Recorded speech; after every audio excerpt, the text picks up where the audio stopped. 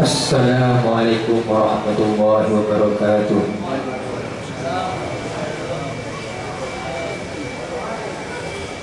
Al-Fatihah hadrat Nabi Muhammad sallallahu alaihi wasallam wa alihi wa sahbihi wa dzurriyyatihi wal muhajirin wa al-mu'tasimin sayyidina Muhammad bin Ali wa sallallahu alaihi wa sallam ثم إلى جميع وافدنا ولمشاهدنا ولمسجد السماء وسلم شهر الله له الفاتحة. أعوذ بالله من الشيطان الرجيم. بسم الله الرحمن الرحيم. الحمد لله رب العالمين الرحمن الرحيم مالك يوم الدين إياك نعبد وإياك نستعين اهدنا الصراط المستقيم صراط الذين أنعمت عليهم غير المغضوب عليهم ولا الضالين آمين. Bismillahirrahmanirrahim. Alhamdulillahirrahmanirrahim. Wassalatu wassalamu ala sayyidil mursalin wa ala alihi wa sahbihi ajma'in. Nawaitu ta'lima wa ta'liman nafa wal intifa wa at-tadhkir fi al-istifadah wal hasanata wa subi kitabillah wa sunnati rasulih wa du'a al-huda wa dalal al-hibbi wa jallad wa maghdi wa karam wa sahbihi subhanahu wa ta'ala. Amma ba'du.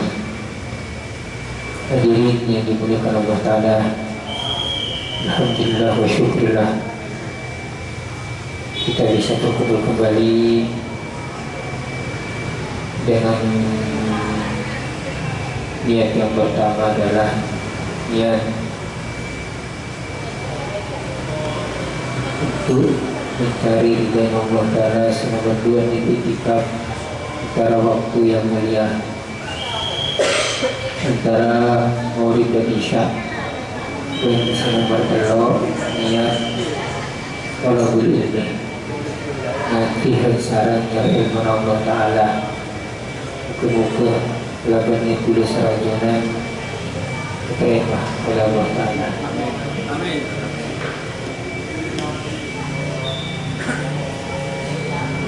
Para jamaah yang dimuliakan Allah Ta'ala,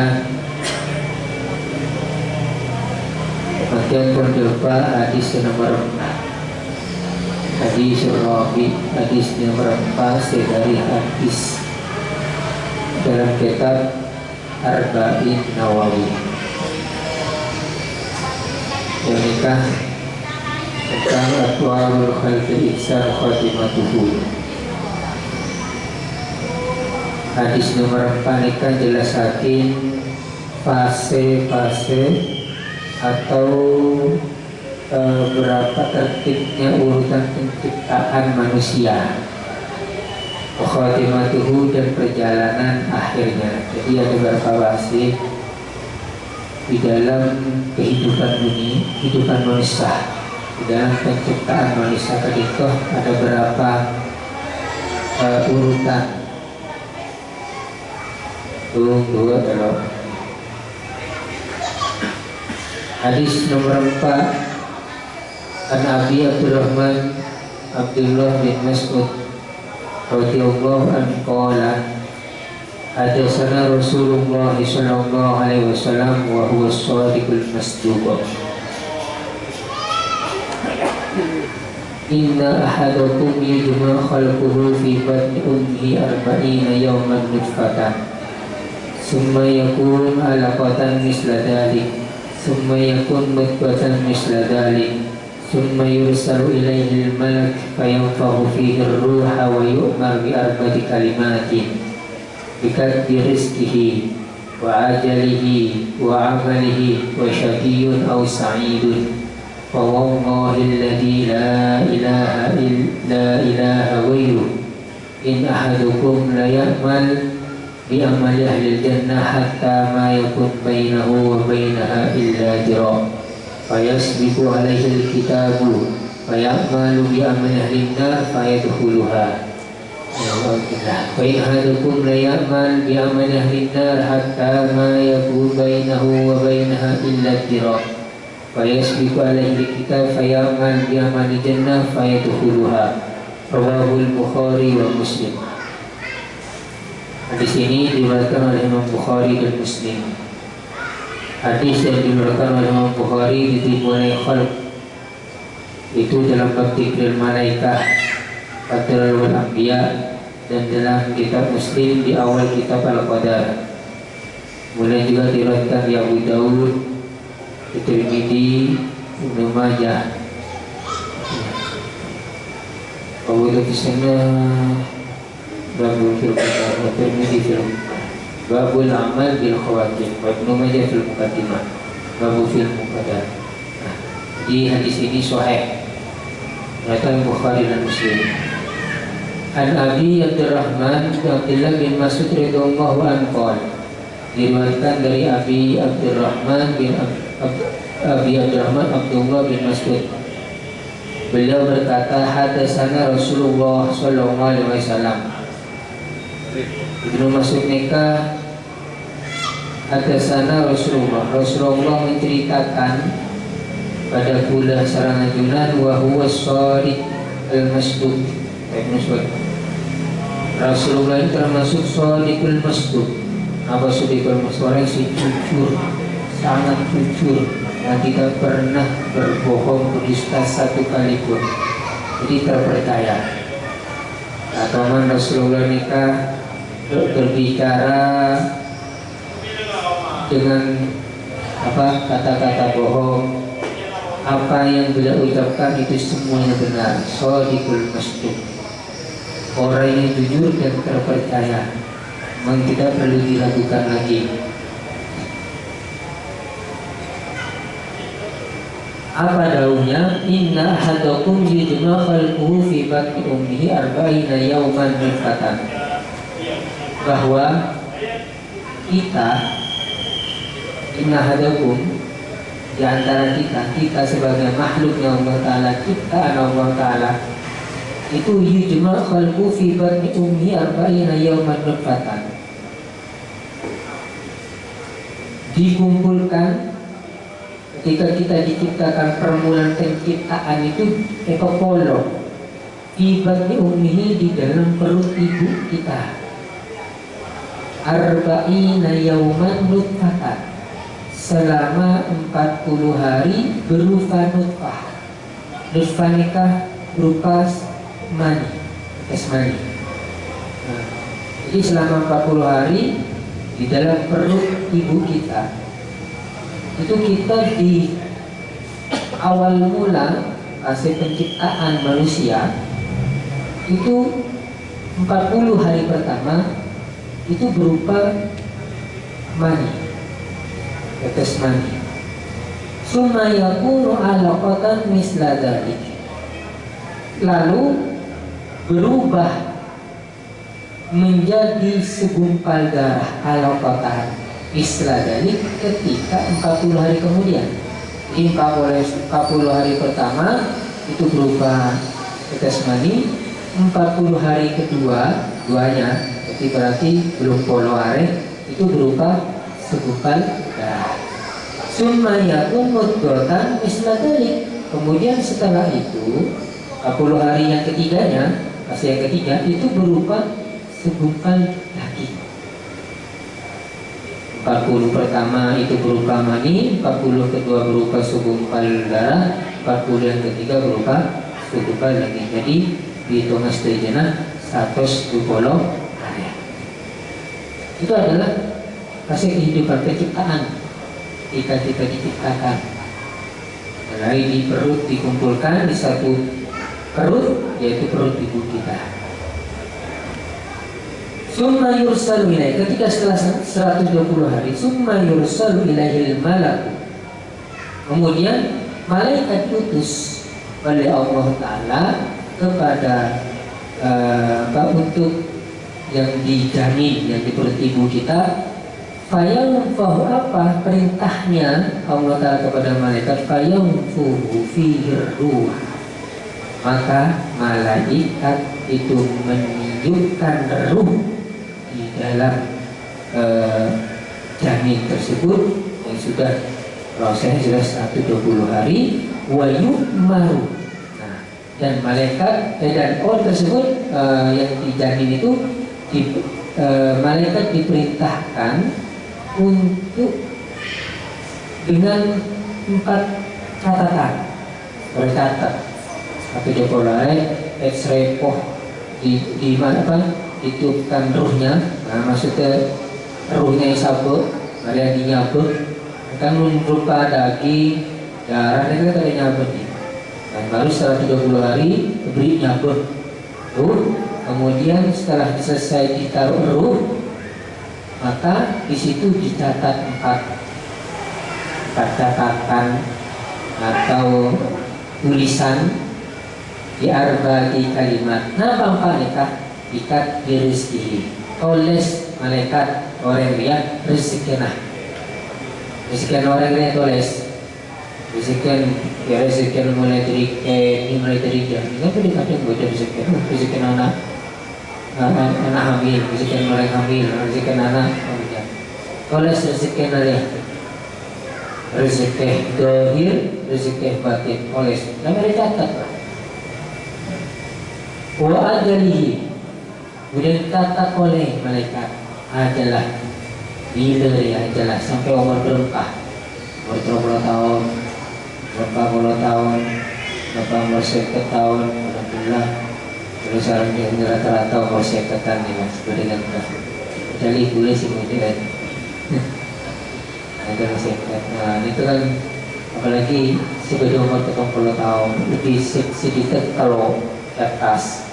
Bagaimana kan kisaran 62 lebih, 62, 63 bulan 62. Untuk orang yang umur sedikit kelima, berarti ini bonus 2 tahunan. Ini kan umur nih, aja lah. Bila siapa ini karena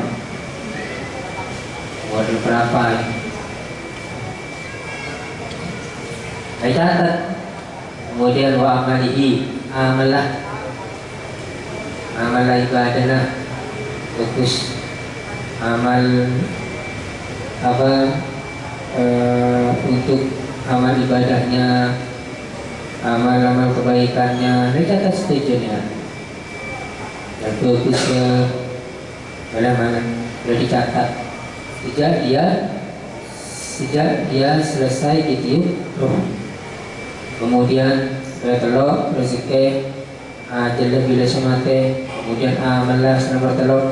Nomor 4 wa syakiyun au saidun.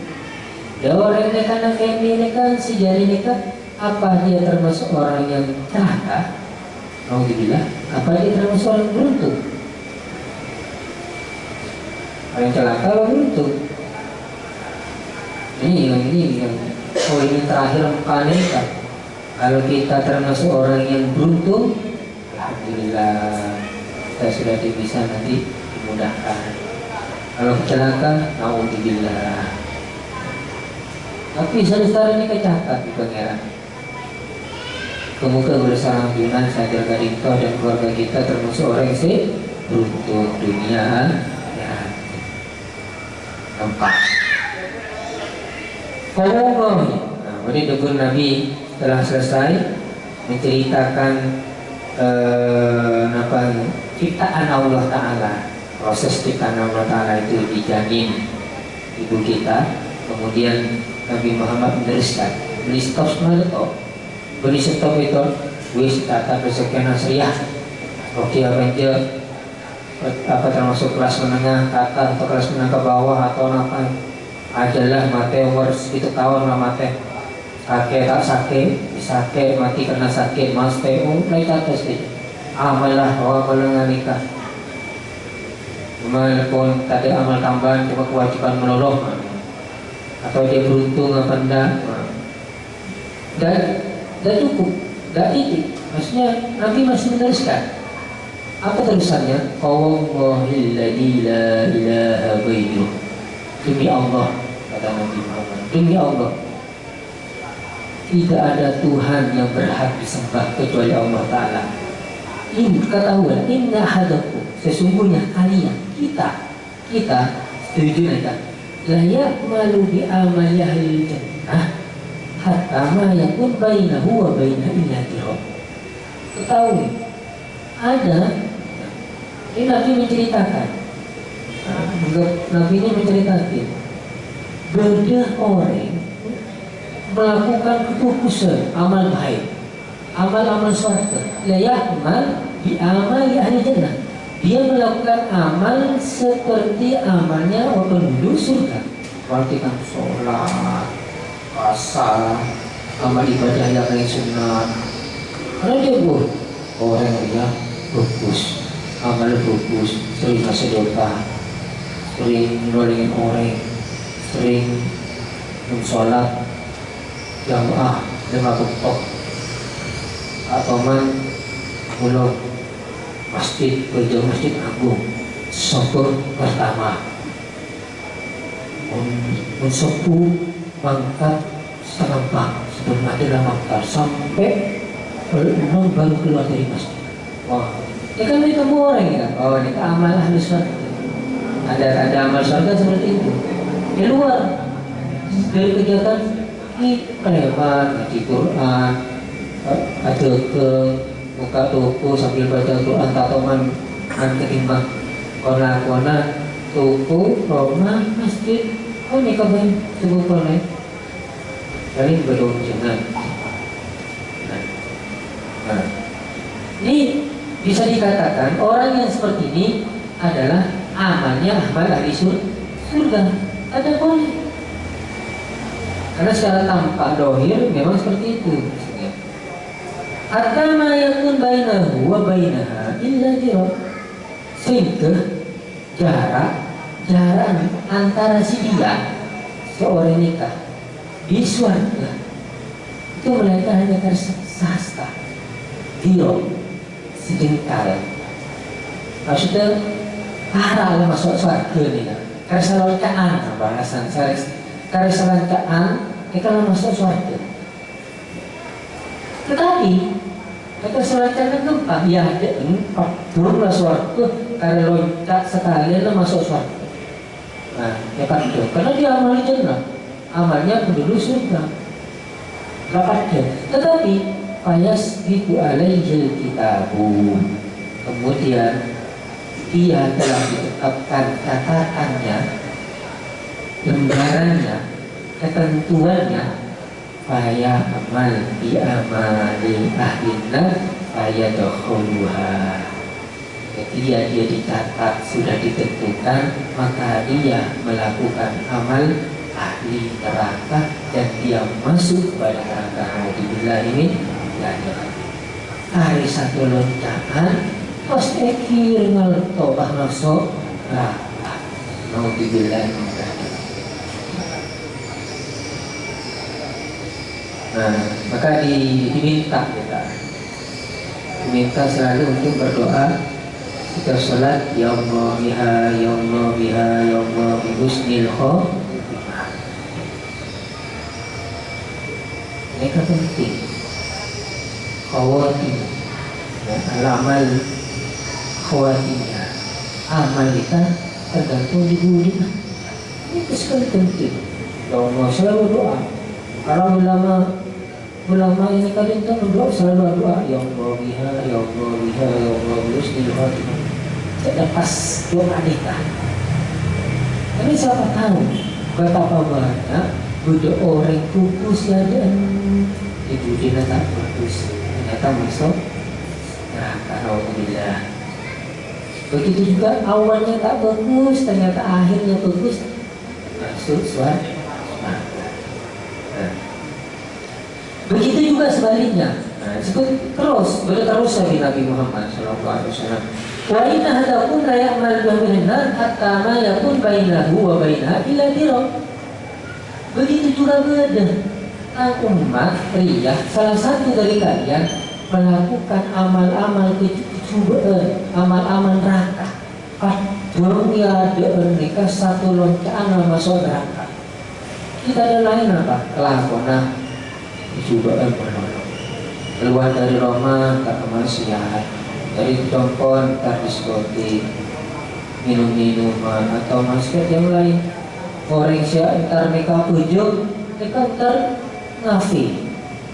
Walau dia pujuk, entar ngafi tak teman pujuk. Di pujuk jarang begini. Menggulung sah.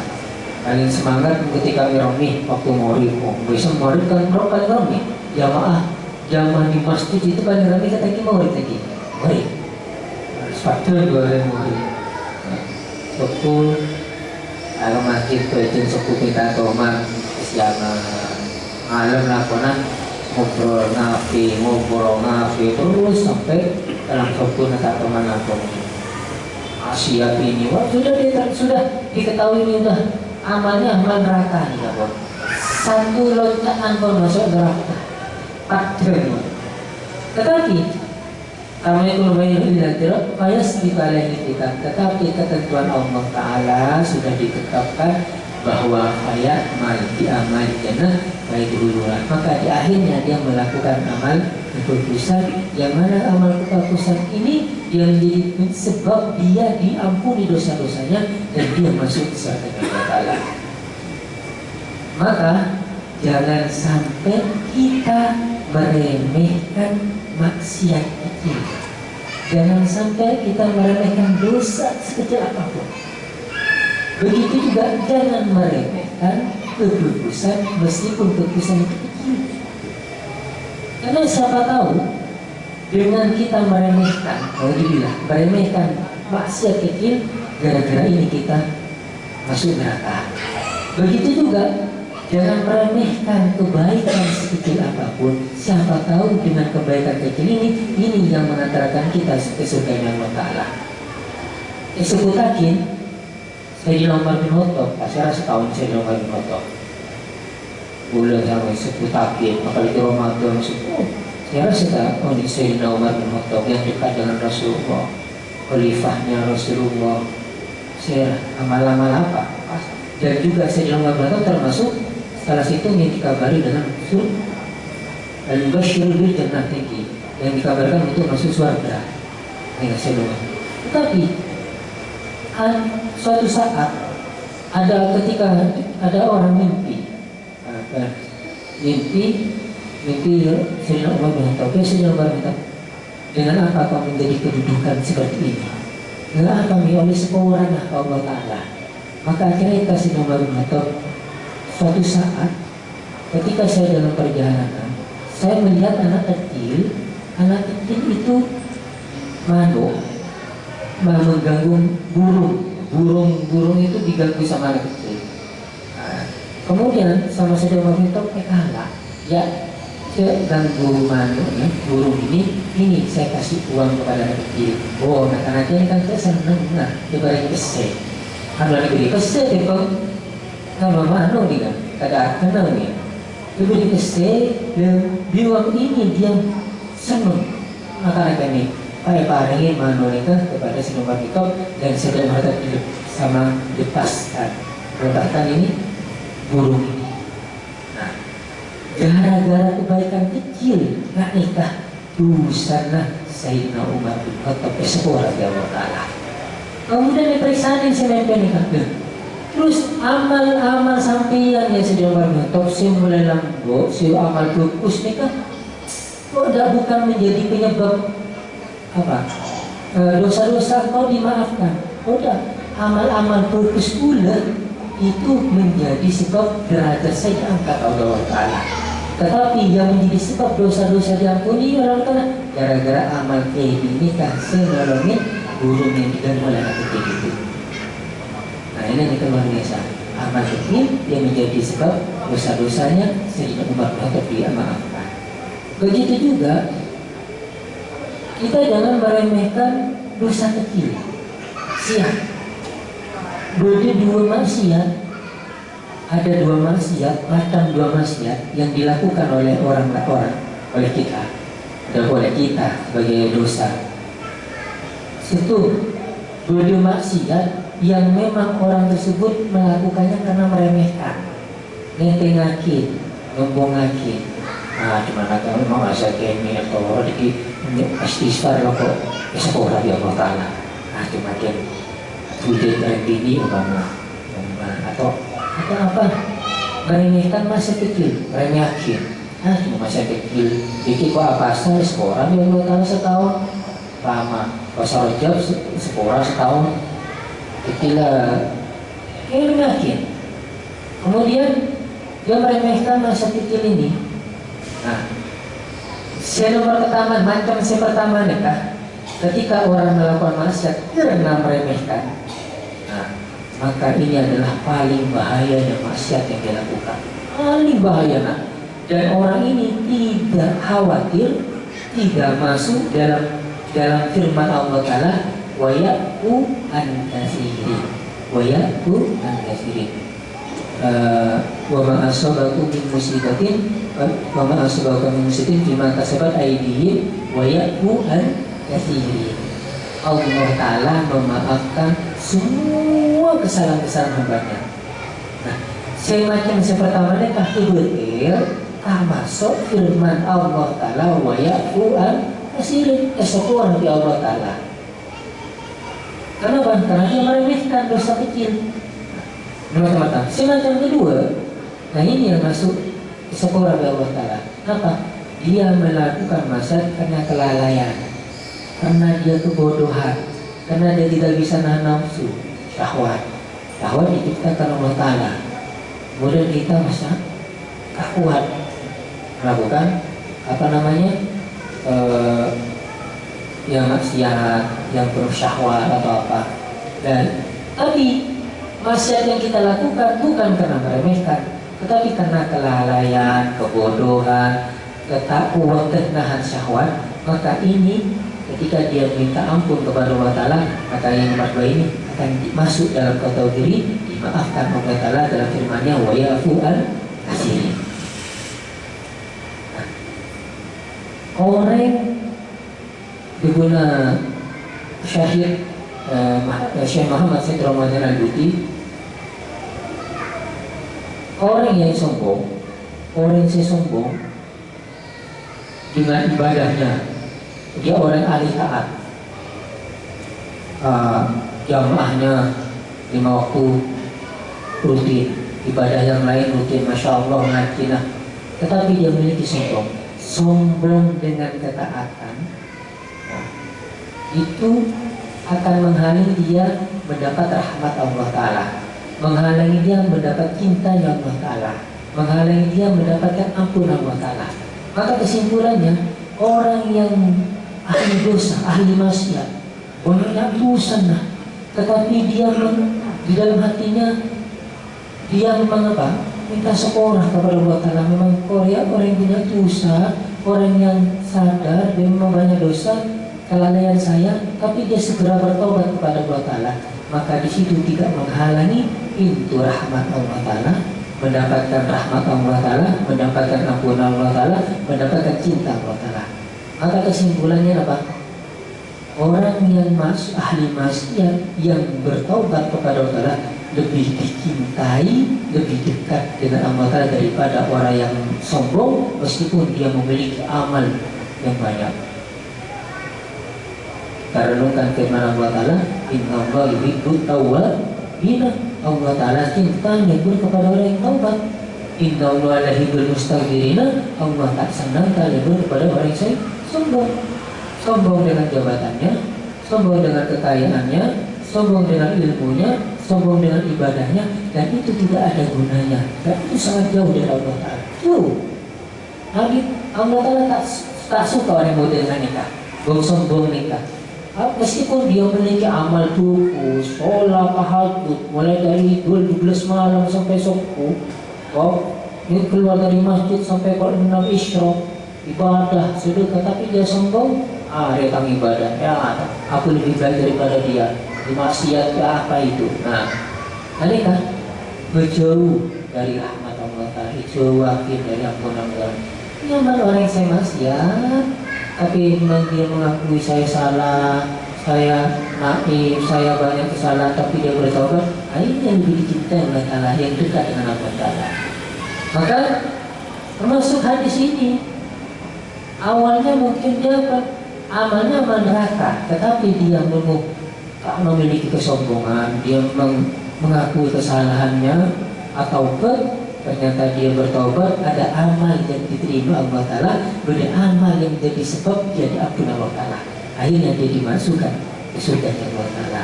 Muka-muka boleh selanjutnya termasuk orang yang husnul khotimah. Amal-amal kita menjadi sebab diampuni dosa-dosa kita, dan menjadi sebab kita dimasukkan surga yang Allah Ta'ala. Dan yang paling indah di surga kelak adalah, paling nikmat di surga kelak ketika bersama Rasulullah SAW. Tidak ada kenikmatan di surga melainkan kenikmatan bersama Nabi Muhammad SAW. Anu apa? Paling bobo Nabi udah atas teman ketemu. Ini nikmat. Maka dikatakan itu ada Habib Ali bin Muhammad bin Husain al-Habsyi yang sering di Khalid di Solo. Mereka turunah Habib Abu Bakar bin Muhammad bin Umar As-Sikab Yasin. Mana nih?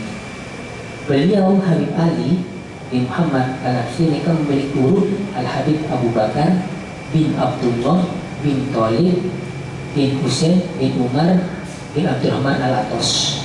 Mereka guru beliau.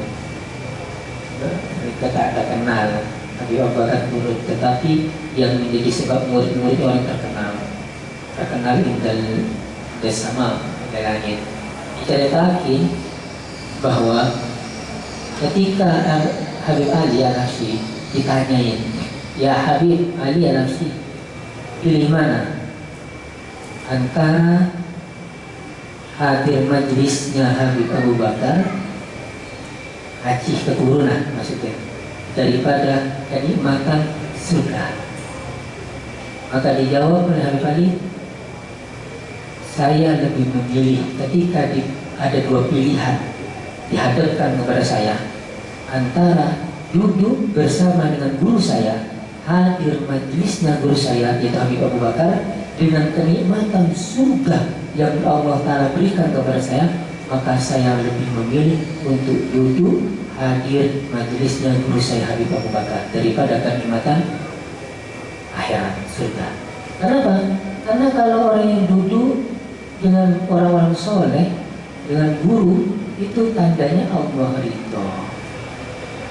Allah ridho dan tandanya dekat dengan Allah Ta'ala, daripada kenikmatan surga. Maka tidak ada kenikmatan di surga yang paling indah melainkan kenikmatan berkumpul bersama Rasulullah SAW. Kamu boleh sambil bisa diberi kenikmatan itu berkumpul satu tempat bersama Rasulullah SAW. Nah, jadi ini adalah hadis ini menjelaskan perjalanan atau bagaimana Allah Ta'ala menciptakan manusia, dan juga perjalanan akhirnya manusia tersebut. Ada orang melakukan amal bagus tapi akhirnya tak bagus. Ada orang melakukan amal tak bagus tapi akhirnya bagus. Ini yang paling penting, al-amal bi khawatimiha. Amal itu tergantung akhirnya. Akhirnya. Kemudian ahmiyatuhu. Nah, ini yang paling penting daripada hadis yang ini. Yang penting dalam hadis yang empat ini kan apa? Hadal hadis adimun jami'il ahwali sammin madhalgih wa maji ila hadil hayat dunya ila akhir ahwali minal quluti fi dari sa'adah au dari syaqa bima kana minhu fil hayati dunya min kasabin wa amalin wifqa ma sabaka fi ilmillah faqadrihi wa qadar. Hadis ini, hadis yang nomor 4 ini sangat agung sekali, yang mencakup kepada kondisi manusia. Dimulai dari apa? Mulai dari awal mula penciptaan manusia tersebut dan lahirnya manusia ke dunia ini sampai akhir persinggahan, yaitu adalah di apakah dia termasuk di tempatnya orang-orang yang beruntung, apa tempatnya orang-orang yang celaka, yaitu apa dia termasuk surga, tempatnya surga atau neraka. Di makanan yang hayat dunia min kasbin amalin. Nah, tergantung apakah tempat kita kelak di akhirat itu apa tempat surga, apa tempat neraka, tergantung amal kita kelak di dunia ketika masa hidup. Amal kita bagaimana? Nah, itu yang menjadi tolak ukur. Maka nanti amal yang kita ini di dunia nanti ditampakkan di akhirat benar dalam tanah mungkin pada CCTV lah mungkin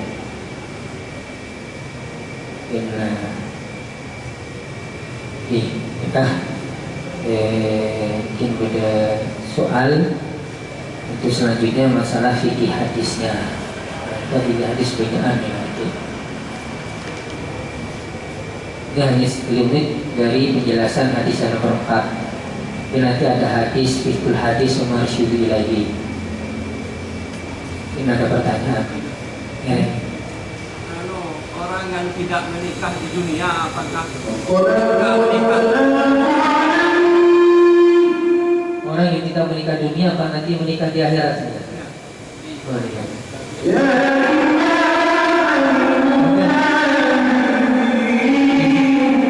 Apa namanya? Banyak para ulama di antara kita, selain banyak juga.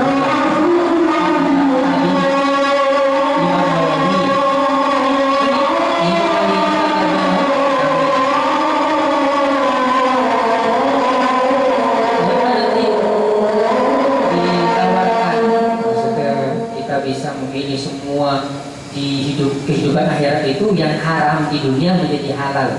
Kebiasaan orang menimpa, batang menimpa, nah itu bisa lebih.